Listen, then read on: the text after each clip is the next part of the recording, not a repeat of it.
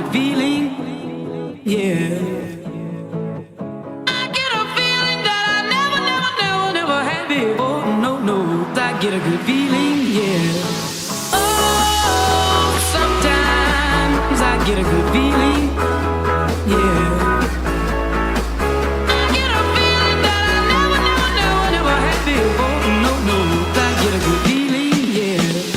Yes, I can. Doubt, better leave. I'm running with this plan. Pull me, grab me, crabs in the bucket can't have me. I'll be the president one day. January 1st. Oh, you like that gossip? Like you the one picking what gossip.com. Now I got a word for your tongue. How many Rolling Stones you want? Yeah, I got a brand new spirit speaking and it's done. Woke up on the side of the bed like I won. Talk like the wind in my chest to that sun. G5 in the US to Taiwan. Now who can say that? I wanna play back. Mama knew I was a needle in a haystack. A whole body boy, plus way back. I got a feeling it's a rap.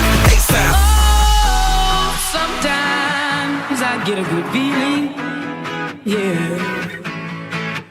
I get a feeling that I never had before. No, I get a good feeling, yeah.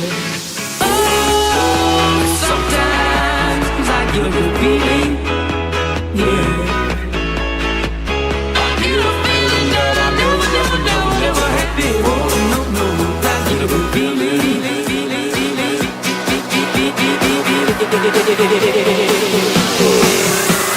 The mountains top, walk on water. I got power, feel so royal. 1 second, I'ma strike for you. Diamond, platinum, no more for you. That adrenaline, never giving in. Giving up's not an option, gotta get it in. Witness, I got the heart of 20 men. No fear, go to sleep in the lion's den. That glow, that spark, that crown. You're looking at the king of the jungle now. Stronger than ever, can't hold me down. 100 miles gunning from the pitcher's mile. Straight game face, it's game day. See me running through the crowd full of melee. No trick plays, I'm Bill Gates. Take a genius to understand me. Oh, sometimes I get a good feeling, yeah. I get a feeling that I never had before. No, I get a good feeling, yeah. Oh, sometimes I get a good feeling, yeah. I get a feeling that I never had before. No, I get a good feeling.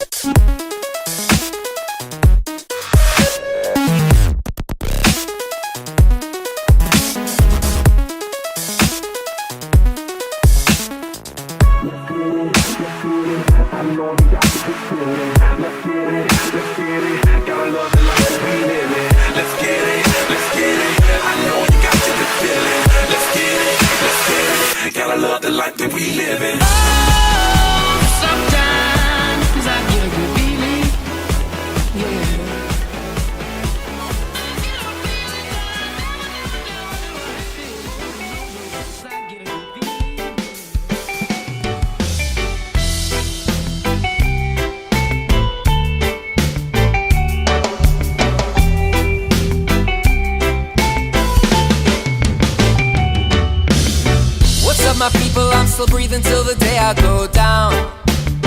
Celebrate, we will, the here and now. Time to focus, stand tall and stand proud.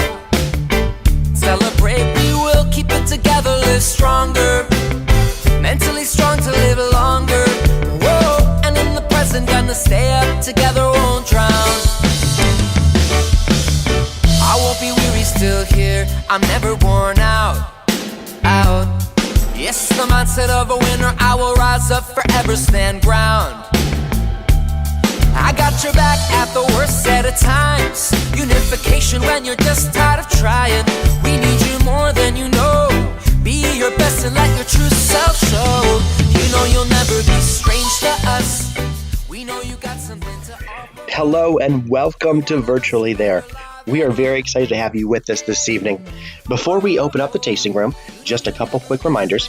If you haven't done so already, please download your tasting mat from virtuallythereclub.com and have your bottles ready for this evening. We are going to have so much fun. Can't wait. We'll see you in the tasting room.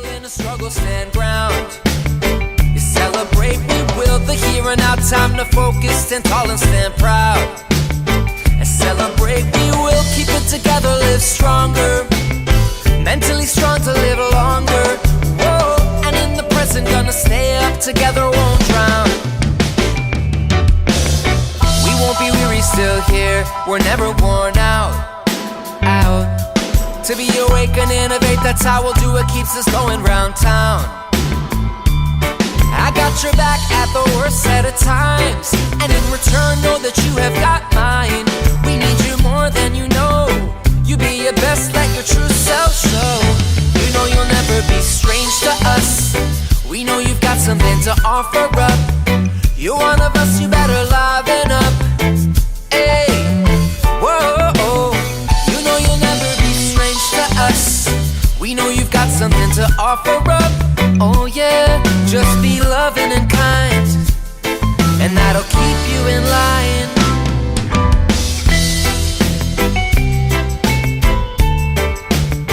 Keep it together, live stronger.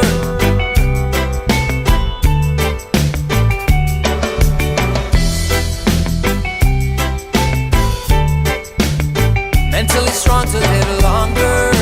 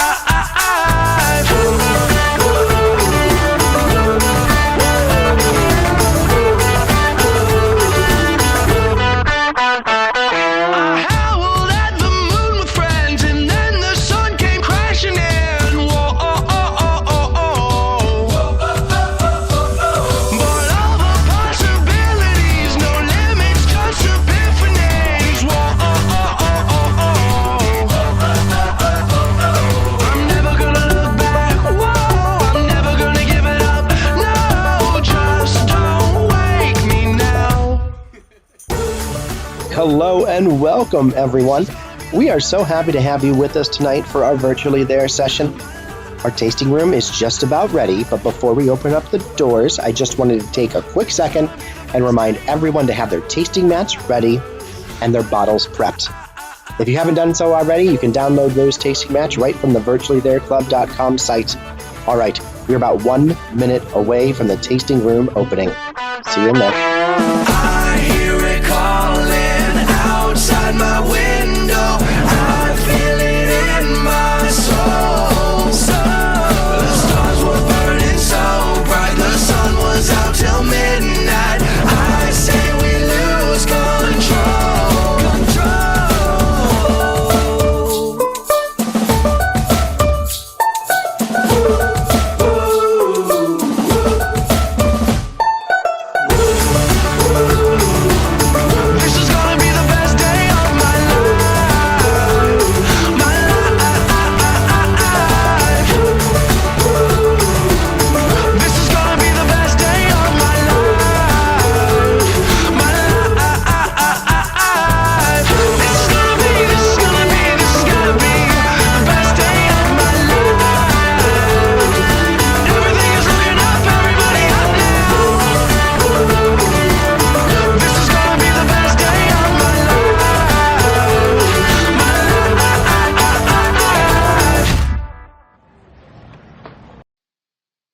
Hello and welcome everyone to Virtually There.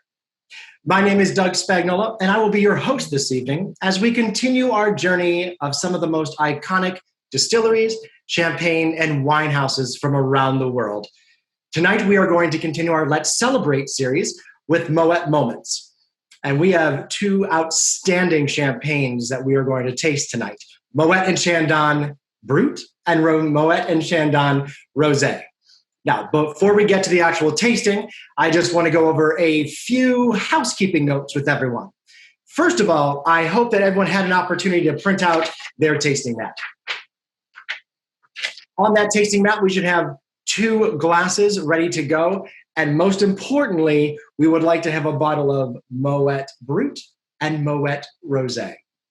Now, you may have noticed that we do not have your cameras on or your mics on.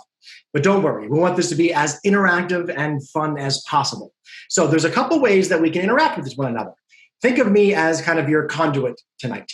So you'll notice down in the bottom half there, you will be able to see a chat function. In the chat box, feel free to chat any question or comment that you may have throughout the session this evening. There's also a Q&A button down there as well. If you have a specific question for one of our guest speakers, feel free to ask that question right there in the Q&A, and I'll make sure to ask it for you on your behalf. We're going to be chatting away all evening, so feel free to chat as we go through this exciting moment. We're really happy to have everybody with us. I'd like to make a big shout out to all of our military family who joined us this evening. Thank you so much. Thank you for your service, and thank you for joining us as well. We are here to celebrate all types of moments with Moet. And so what do you say? Let's get right into it. So what I'd like to do now is introduce one of our special guest speakers. We have another very special keynote speaker coming up. So stay tuned for that. But right now, I want to introduce a very special guest speaker. His name is Rich Buchanan. He is the Senior Brand Educator at Moet Hennessy. Hello, sir. How are you doing today? Doug, it is always lovely to see you.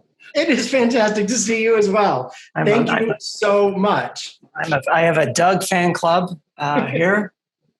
It's all good. No, it's great to be here. And we're talking about champagne and we're talking about celebration. And it's an amazing combination. Right. All right. I'm going to let you do your thing, and I'll check back in a little bit. And we'll look at some chat and have some questions. And You've officially passed me the mic. Okay, here we go. Yours, my friend. Yeah. Thank you. Hello, everyone. Good evening. Happy Thursday. Talk about, celebrating little things. I just literally realized it was Thursday, and I'm so excited by that. My name, as Doug said, Rich Buchanan, brand education guy at Moet Hennessy, and I'm here to lead us on a tasting of these 2 champagnes, and including one of them, which is, we're not supposed to have favorites, right? These are all our children, and we like them. We love them equally, but boy, I do love the rosé quite a bit. So I'm excited to be here. My plan for this evening is to kind of cover 4 points. And I love lists, listing things like this. So just apologize for making a list. But these are my 4 things I want to cover tonight. I have something very important. That'll be the first thing. And then number 2, we're going to talk about celebrating every bottle of champagne. Number 3, I wanted to touch on kind of briefly, honestly, centuries of history that we have with champagne and the connection of celebration and champagne. And then last but not least, number 4, we'll taste the 2 Moet and Chandon champagnes we have in front of us. All right, sound a good plan? So I said number 1 would be something very important. And so critically important is how to open your bottle of champagne. I have to imagine there's people on the call who are champagne pros and have opened hundreds and hundreds of bottles, and I'm sure there's some people who have maybe not opened that many bottles of champagne. So let's walk through the process of opening your bottle. So I'm going to open my rosé first because I've already opened my Blanc, but just follow on with whichever champagne bottle you want to open first. All right. So every bottle of champagne has a nice little tab on the foil. So we're looking at the neck on this bottle of Moet. You'll see it's got this. You can see the foil. It's like a little black kind of line there, and you can just pull that little tab and the foil comes right off. Now, that is true for 99% of champagne on the market, except for Dom Perignon. Dom Perignon has a very interesting, what we call an antique style foil. It's very thin. You literally put your finger through the foil and you'll grab that little loop from the cage. So Dom Perignon doesn't have a little pull tab. Just going to stick the finger through the foil. All right. Next step. And if you're thinking, this looks like an airplane safety card, you would be correct. That was my idea. When we start undoing the cage, it takes about 6 turns. When we start undoing the cage, we want to have a hand, a thumb, even use a towel on top of this, because we don't want to undo this cage and have that cork just randomly pop out. It doesn't happen that often, but I've been in the business for 18 years and I've had a couple awesome experiences where it's popped out unexpectedly. So I always have a hand, a thumb on top of the bottle. Now, we don't want to ever point it at ourselves. We don't want to point it at each other. We don't want to point it at cats and dogs or breakable items. So there you go. And just, I don't want to ever scare people about the cork flying out, but there's a bit of pressure in this bottle. It's about the equivalent of a tire on a double-decker bus. You want to put that in perspective there. So we always have a thumb, we always have a hand on top of that bottle, just in case. And to me, this was the real light bulb that went off in terms of how to open bottles of champagne. You don't turn the cork. So I'm going to hold the bottle. My right hand's got the top of the bottle. I got a nice firm grip on it. But what I'm going to do, I'm going to turn the bottom. And you're thinking, okay, what's the difference instead of turning the cork? Well, if you're turning the cork, at a certain point, you're probably going to kind of stop and let go to readjust your grip. And the cork could fly out at that moment. So this hand is really not going to move. I'm going to turn from the bottom, 45-degree angle. I'm not pointing this at anyone. I mean, the ceiling of my apartment, but there you go. Give it. There you go. I often find that as soon as the cork pops, don't take the cork away immediately. I give it like a little half second or second. I find that if I take the cork away too fast, something chemistry-wise happens with the bubbles, and I will often get that little bit of a little bubbles kind of toppling over the top there. So I give it a little second before I remove the cork. And I'm a big fan. Champagne flutes are great, but a white wine glass is brilliant. Gives us a little bit more aromatics. The other very critical aspect I wanted to mention was the pronunciation. So, funnily, when I started at the company, I said, "Oh, Moet," and they said, "No, it's not Moet, it's Moet." And the family name is actually Dutch in origin. So the Moet family was from Flanders, so kind of modern day. I believe that's southern Belgium, and so the name is Dutch in origin. It's not a French name. So we pronounce it as Moet. And no way will you say Moet. Copyright Rich Buchanan, by the way. Point number 2, celebrating every bottle of champagne. While I'm talking, we can have a little sip of champagne. We can cheers to all of us being together and happy Thursday.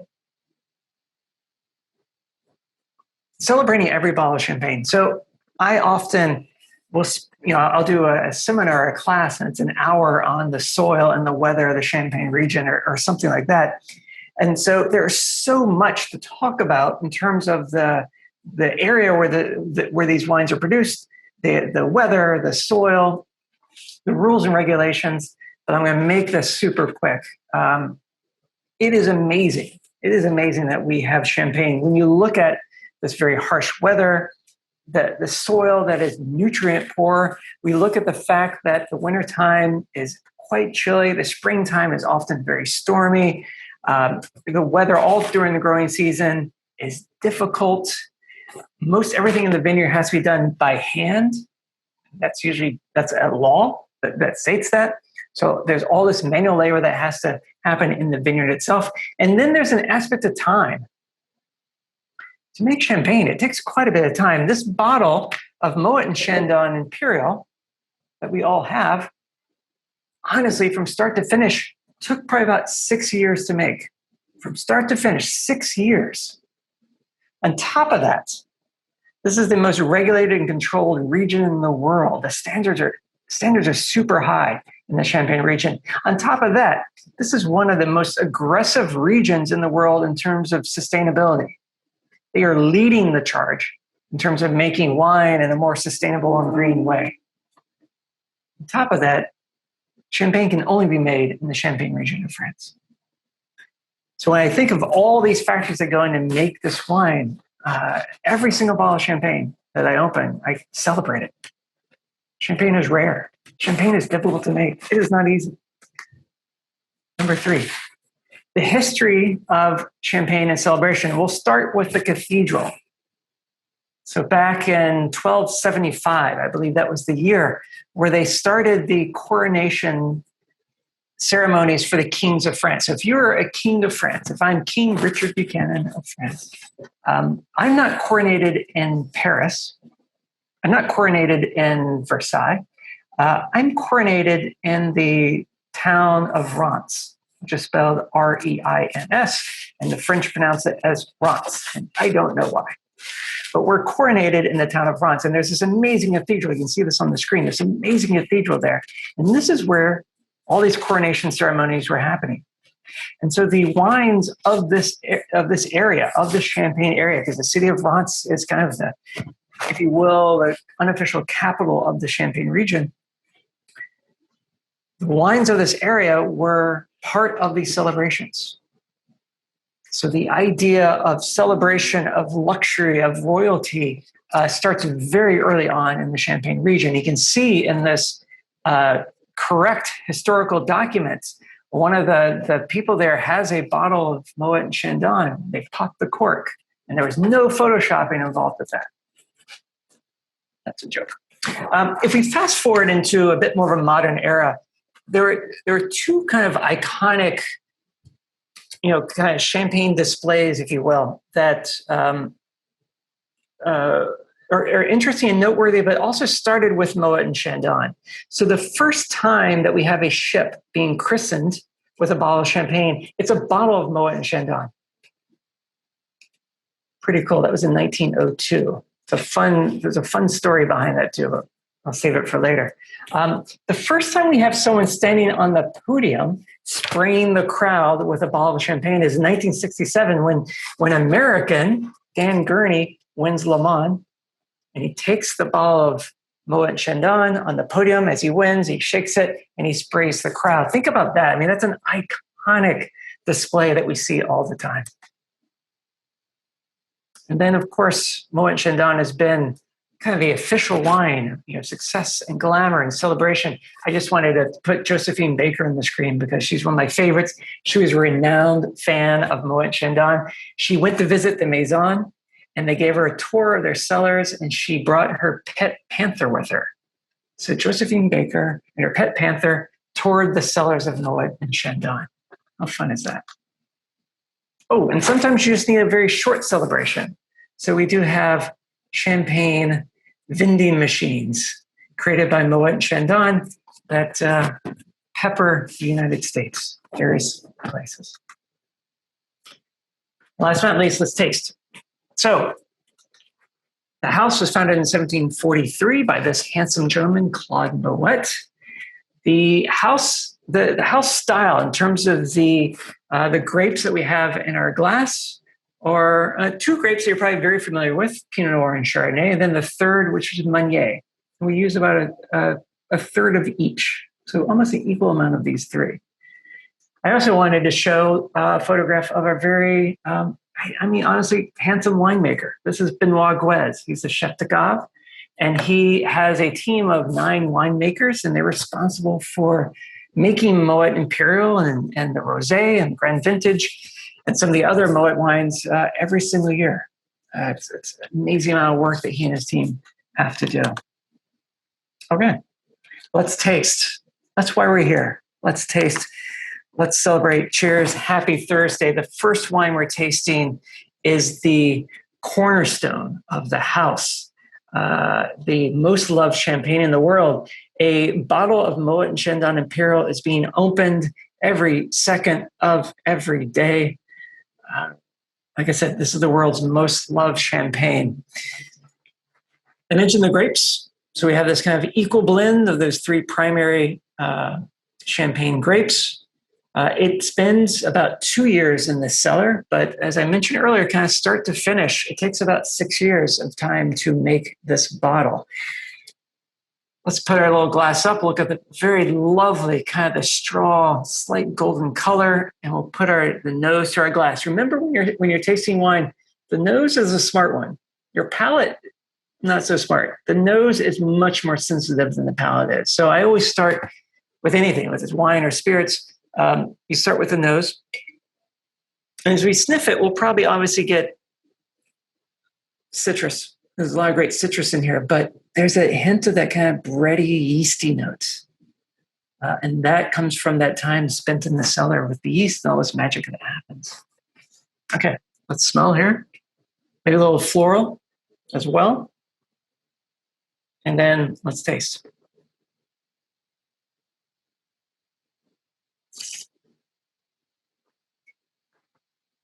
One thing I think that Moet does really, really well, like we could sit here and debate that you wanted more Pinot Noir or more Chardonnay or whatever, but what they do really well is it's mouthfeel. This is such a lovely, supple, soft, energetic at the same time, from that front palate, the front of your tongue, to the middle, to that finish. It is so, they do such a great job of making this experience of drinking the wine, pleasurable. I mean, that's the goal here with champagne, right? Pleasurable. Doug, did we have any comments or anything that about the tasting aspects before I move on? Yeah, Rich, I was asking some questions about what people were smelling and tasting as well. Florals came to mind, citrus, apples on the taste note too. Yeah, for it was a big one. Cool. All right. Let's talk about the name. Moet and Chandon Imperial. Well, okay, the Moet part was fairly easy. I showed you a photograph of the handsome Claude Moet back in 1743, starting the house in Epernay. The Chandon name came from there was a marriage that joined the Moet family and the Chandon family in the mid 1800s. And so Pierre Gabriel Chandon came in. And so they changed the name of the house from Moet to Moet and Chandon. And then Imperial name. Well, the Imperial name started back in 1869, and they named their flagship, the flagship for Moet, Imperial. And the Imperial name was a nod to their friend Napoleon. In 1869 was the 100th anniversary of his birth. And Napoleon had been very good friends with a gentleman named Jean Remy Moet, who was the third generation of the family to run the house. And they had kept in touch. In fact, they actually built him a guest house in Epernay. And he frequently said, the best wines in the world, of course, are made in France, and the best wines are arguably champagne, and the very best champagne is made by my friend Jean Remy Moet. He was a huge fan of the House of Moet, and so to kind of honor that, they named their flagship after him, the Moet Imperial. They launched that in 1869. They've been making this wine since 1869. Whoa. All right, next wine. Cheers. I hope you're having fun. Next wine. This is the Rosé Imperial. When I was growing up, if the wine was pink, I knew that it was sweet. And in the Champagne region, that is not true. Majority of the time, if it's a rosé, it's actually quite dry. And this wine especially, it's very dry, very crisp, very bright, very kind of pure fruit. We can talk about all the fun, the color's amazing, the aromas and flavors. But to me, when I open this wine, I think about food, because to me, this is one of the great food pairing wines in the world. So if you haven't already, sniffy sniff. Definitely that red fruit, maybe some of those little strawberry candies that my grandmother would have, some raspberry. A little bit of spice. Oh, Lovely. You can see how well this will pair with anything: fried chicken, pizza, steak, seafood, sushi, salad by itself, popcorn, potato chips, everything.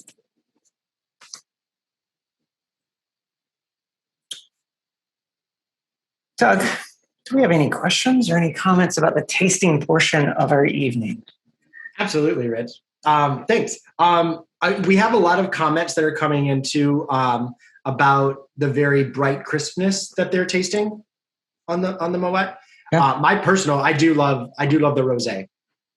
Personally, I think it's absolutely delicious. We did have a question too about I think probably one of your most enjoyable topics, which is savoring bottles. And Yes. how does one go about savoring, and have you done it before? That is yes. And so just if anyone didn't understand that question, we're not saying savoring the bottle, which is what we're doing right now, but we're talking about sabering, as in a saber as a sword. What I would recommend, if anyone's interested in the idea of opening a bottle of champagne with a sword or a knife or a spatula or an iPhone, I've done all of those. Alton Brown, the guy from the Food Network, Alton Brown, has a great YouTube video of how to saber a bottle of champagne. And I would say go look that up. To me, the act of sabering is like with my family on Christmas Eve, before Christmas Eve dinner, we're in the front yard, take a bottle, we take a knife, because my parents don't have a sword, surprise, and you basically open the bottle. And it's a very dramatic kind of way to start off an evening. And to me, I love that we mentioned that, because to me, that is almost the pinnacle of celebration and champagne. It's the act of savoring. So it's really easy. It's easier than you probably think. And like I said, go to YouTube, find the Alton Brown savoring champagne video, and he'll walk you through the process. Excellent. Thank you so much. So I think what we're going to do now, there we go, is I would like to ask everyone if you have some questions for Rich. We're going to come back in a little bit. So think about some more questions. Think about Moet. Think about celebrations. Think about savoring, all the fun stuff. And we will get, we'll bring Rich back in just a second. So Rich, we'll see you in just a few. Thank you, sir. And now I am going to introduce a very special keynote speaker. As you know, this time of year is very well known for celebrating. Graduations are happening. In fact, we are out at West Point right now. Moet is helping out and being out with the graduates at West Point this weekend. So a big congratulations to all the West Point grads that are coming up. But as Rich just mentioned, celebrating is any moment. And that's what we're really about tonight as well. So I am going to have the distinct pleasure in introducing our keynote speaker for this evening. So if everyone could please join me in welcoming Seth Kaufman, who is the president and CEO of Moet Hennessy North America. Hello, sir. How are you this evening? I am doing great. Thank you. And it's so great to be here. Thanks for having me. It is an honor to have you with us this evening. Thank you so much for taking time out of your schedule to join us and talk a little bit about Moet and celebrating. Excellent. Well, first of all, Rich, that was tremendous. Great session. And I think I want an intimate lesson on savoring so that I can impress the family. So I think we need to make an appointment, and you're going to help me out there because I have not tried it. Awesome. I'm looking forward to it. Yeah. So it's great to be with you all. Such a great group of attendees, a diverse group of attendees. I thought I'd spend a little bit of time. The last 15 or so months have seen an interesting shift as far as champagne and celebration. And, what I'm going to talk about builds a lot on what Rich just talked about around celebration and really the joy of celebrating champagne. And essentially, I want to talk about three themes that happened since the beginning of the crisis, really, with respect to celebration with respect to champagne. And those themes are, number one, consumers really went from using champagne, drinking champagne, enjoying champagne for the very, very, very, very, very special celebrations, more to everyday celebration. That's number one. Number two is there was this great shift from all bubbles are created equal to a real deep appreciation of the differences and nuances across the bubbles market, kind of similar to still wine, and in particular, an appreciation for champagne, which Rich just told you about, has to, of course, be from the Champagne region and has many other laws and rules that has to follow.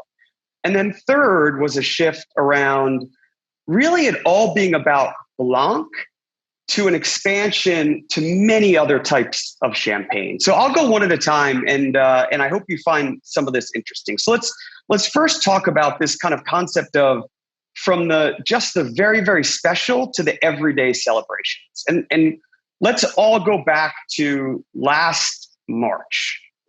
And in March and April of last year, consumers obviously hunkered down and didn't have a lot to celebrate. And champagne actually had a really, really tough March and April. But then when we entered May, what consumers started to realize was, you know what? There's a lot to celebrate, and we should be celebrating the small things. So, of course, there was the idea of missed milestones, right? A birthday, an anniversary, and celebrating it through Zoom. But there was also celebrating small things like more nights of dinner with the family, the time to cook at home, having intimate Zoom catch-ups with friends that you maybe saw once a year, but now you were seeing every month. And consumers started to use champagne in these everyday celebrations, which was really, really good for the champagne market.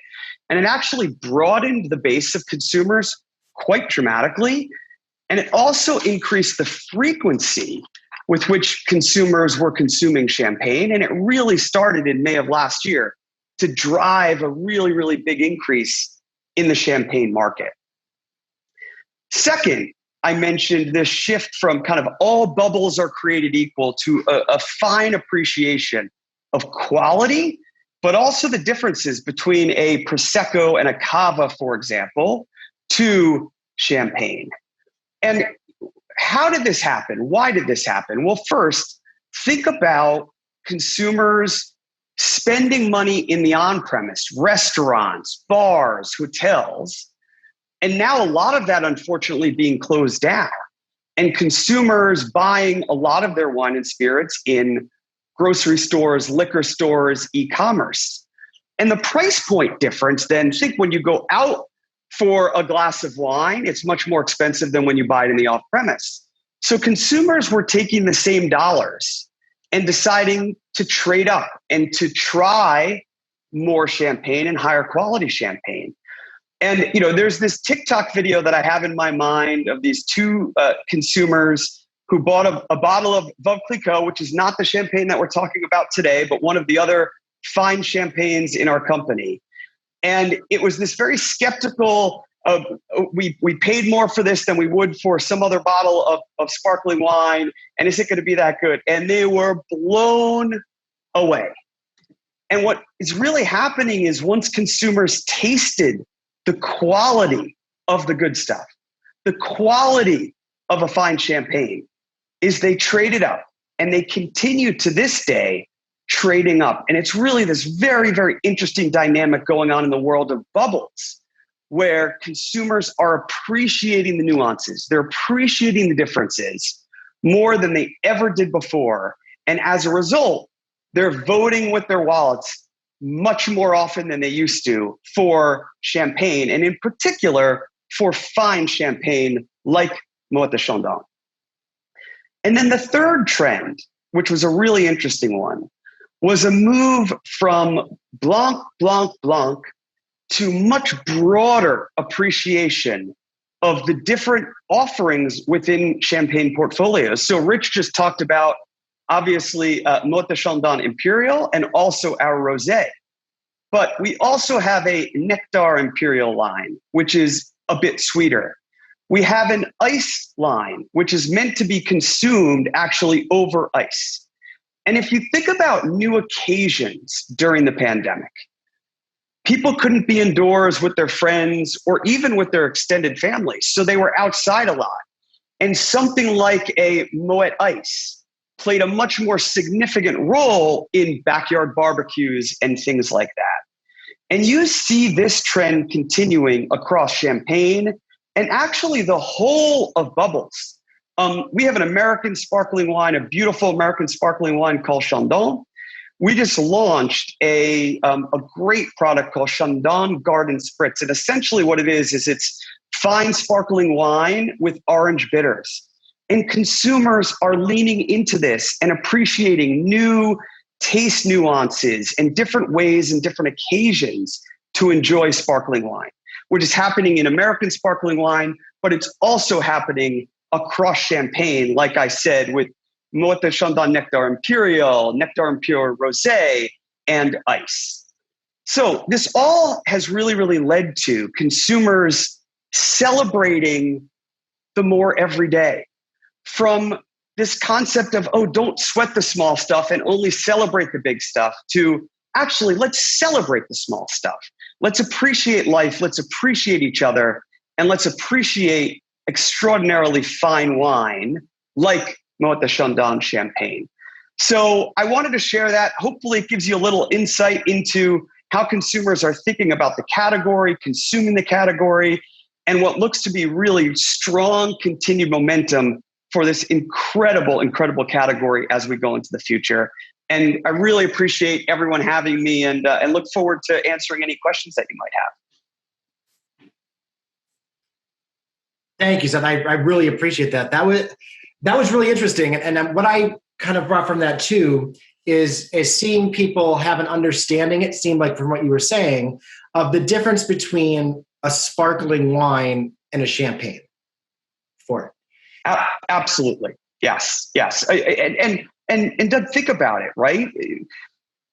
Consumers had more time to take in that knowledge, to appreciate that knowledge, and it has definitely benefited quality offerings like Moet Chandon. Yeah, I totally agree. I'm going to bring Rich back in with us as well. As I bring Rich in, if anyone out there has any questions for anyone, please jump in, chat away, ask anything that you may have, and we'll answer them as well. There's Rich. How you doing, sir? Hey, folks. Nice to be back. Nice to be back to you as well. Great to have you back. Thank you, Seth. We did have a couple comments saying that it's very true of what you were saying about celebrating the small moments versus the larger occasions, and just celebrating during these Zoom calls with family and with friends. And we had some folks commenting about how that was a reality for them last year. I think the pandemic, the weird thing is that as horrible and difficult as it's been, there, like Seth said, there's this kind of weird, silver lining to it, right? I mean, I think back of these little moments of opening special bottles, from time to time, and just my wife and I having this kind of a little special evening that we wouldn't normally have on a Tuesday or something. I think we'll look back at this period, assuming everything works out. It's going to be very strange going forward, I think. You know what also, Rich? I think there'll be silver lining that has staying power as well. So I'll just share a personal story. I have a group of friends from high school, dear friends, that we saw each other once a year. We get together every year right around the AFC NFC championship game. We watch that together. We celebrate. We enjoy fine wine and fine spirits. We now do a monthly Zoom together, where we're enjoying each other's company, we're enjoying fine wine and spirits, and we're just enjoying being together. And it's the shift from, we have this amazing in-person once a year, and it felt, by the way, like we hadn't missed any time or any of that. But now we have this great cadence of connecting once a month, and it really, I know it will continue with them beyond the pandemic.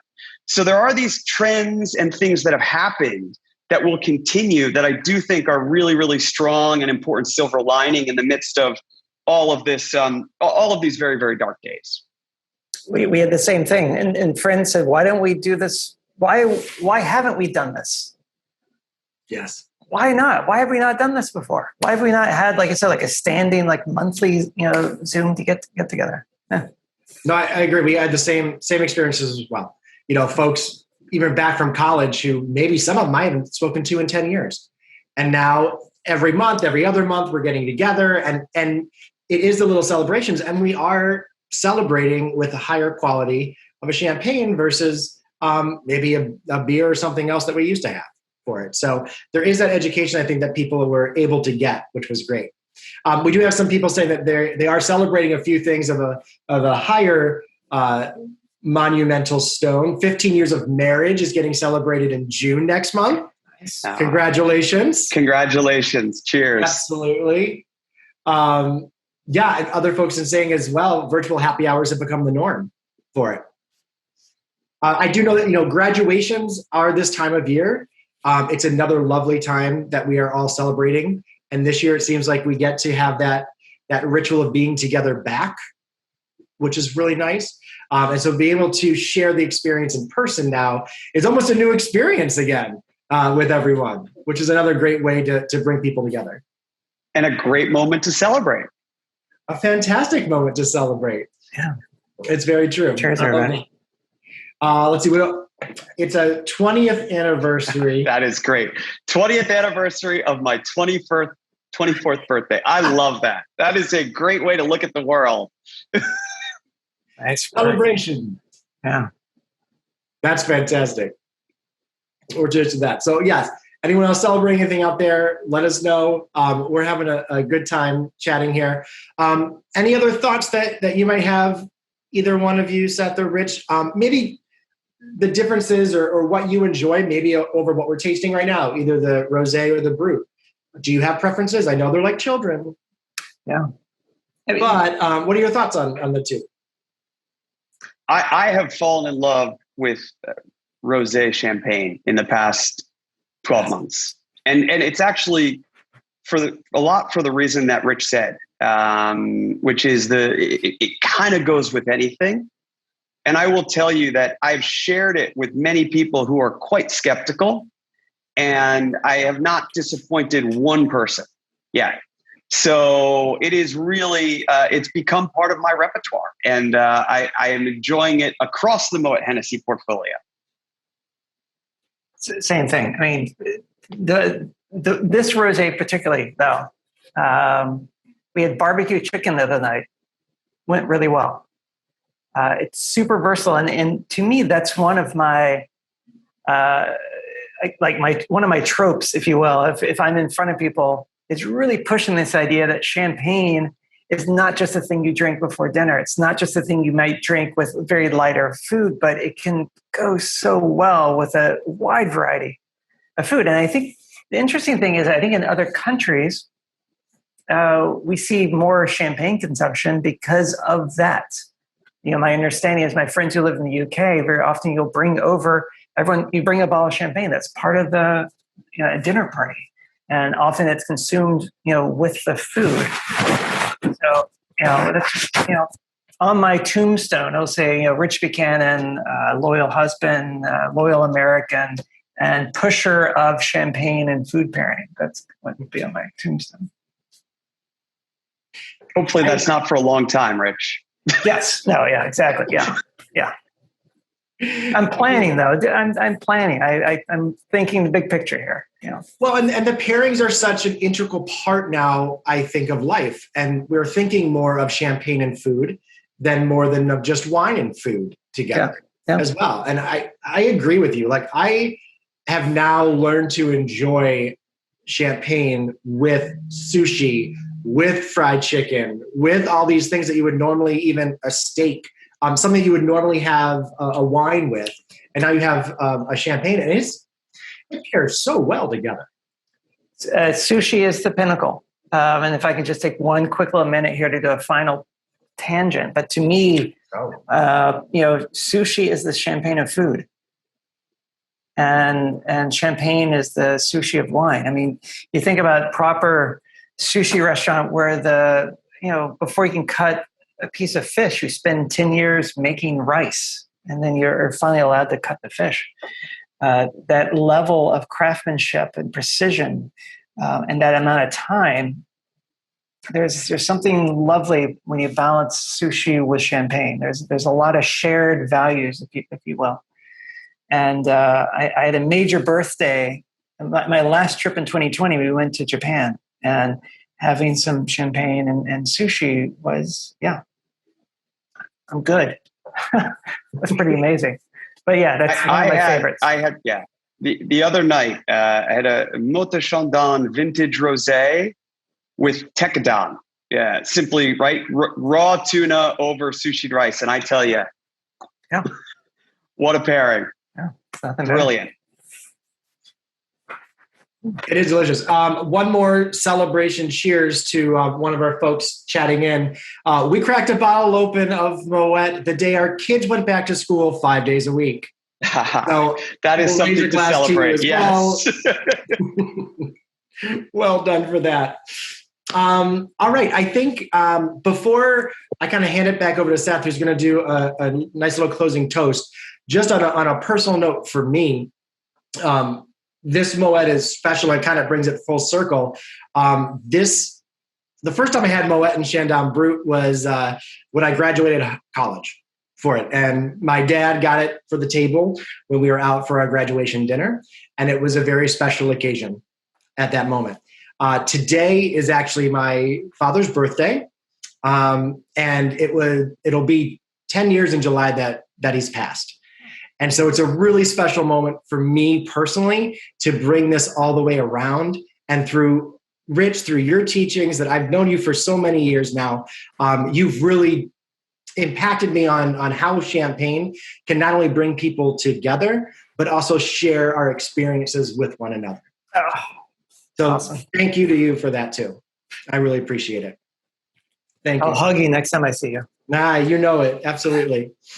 So with that, I think Rich will say thank you again, as always, for bringing so much knowledge and fun to the way that you share your experiences with Moet.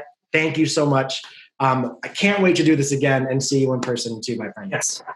Thank you. Thank you. Take care.